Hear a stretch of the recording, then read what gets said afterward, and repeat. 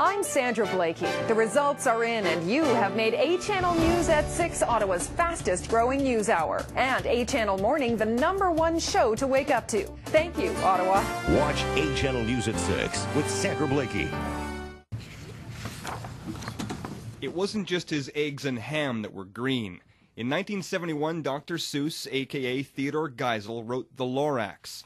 The dark pro-environment story is not really one of his best-known books. Only 2 of these kids claim to have ever heard of it before, which suits my purposes perfectly. I wanted to see if this book still works on kids today. So, The Lorax by Dr. Seuss. At the far end of town where the grickle grass grows, and the wind smells slow and sour when it blows, no birds ever sing, excepting old crows, is the street of the lifted Lorax. The story's about a character called the Onceler, a sort of traveling salesman who comes to a beautiful place full of truffula trees. He decides to chop down the trees and manufacture clothing from them. As Onceler's manufacturing progresses, the animals, birds, and fish are affected and have to be sent away by the Lorax, a small creature who speaks for the trees.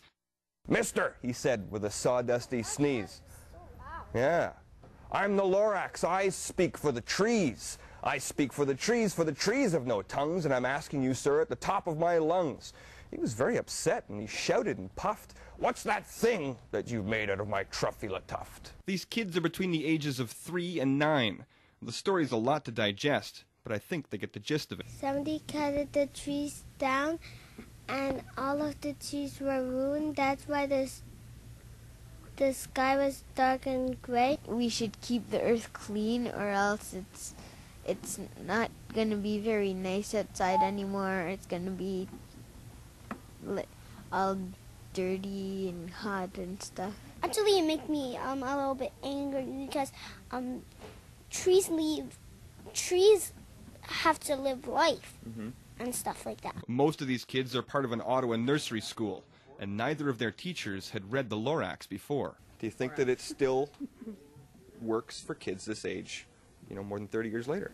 Absolutely. It's the same issues. The animals are interesting, intriguing, similar to ones that we've already got. So, yeah, I think it really works for them. Like all of his nearly 50 books, Dr. Seuss's The Lorax is still readily available today.